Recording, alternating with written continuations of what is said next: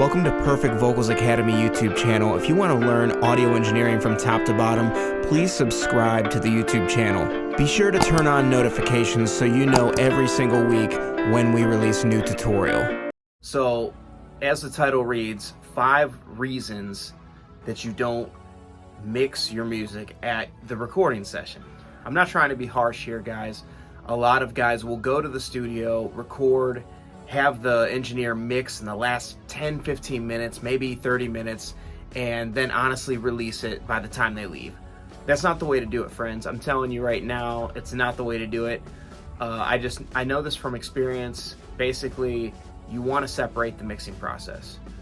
Reason number 1 is, just like I said, if you are paying by the hour, there's automatically pressure happening on the engineer. He's looking at the clock. He's wondering if he's going to get it done on time. You're maybe tight on money and you need it to happen within the session. You're setting it up for disaster. You're going to have a bad mix. There's going to be a lot of corners that are cut, and overall, it's just not good. It's good to alleviate pressure, hire someone by the job with no really tight deadline. You can have a deadline, but not really tight. With kind of a pretty nice deadline, no pressure, and I guarantee as long as you check out the mix engineer's work beforehand, you will most likely be happy because they took their time on it and they made it more about the job and the product than just looking at the time. Reason number 2, separation can be really good. Separating your ears, yourself, just 2 different vibes, 2 different days, to where your ears aren't tired. Maybe you're coming back to the song another day. Reason number 3 is simply you've heard the song so many times that you're used to hearing it that way.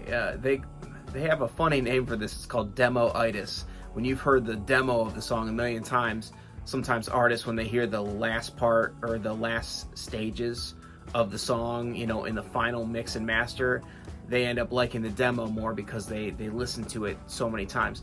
This happens when you're in a recording session. Say you have a 4-hour recording session and you're just recording the song line by line, going over it. You're gonna be used to hearing it that way. You won't do as much with the mixing. You'll just kind of, do a few things because you just don't know. You lack direction. You will lack direction if you are used to hearing it a certain way. That's why it's great to send it out or wait till another day to mix it.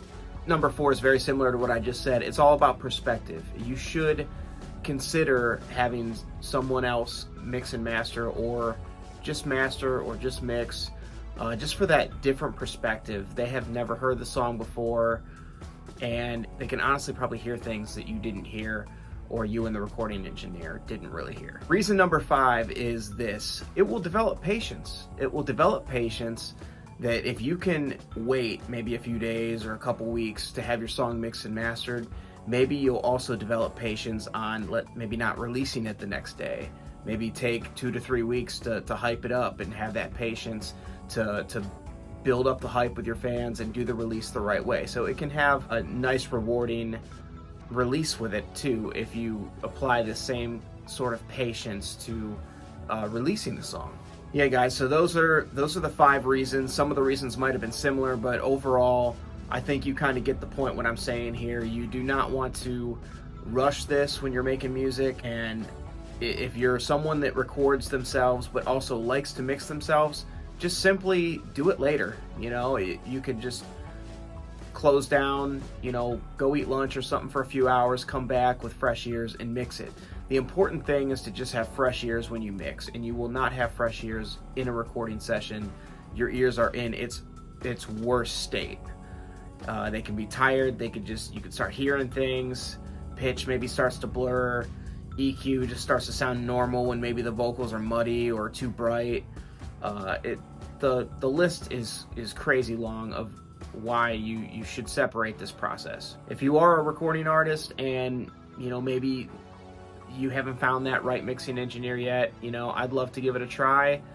Feel free to go to my website, vibestudiosmixing.com, and check out my work, and you can contact me there. Guys, it's been a pleasure. I'd love to inform you with all my thoughts and ideas, and just want to help you learn how to get the best quality sounding recordings, mixes, and help you have a ton of success.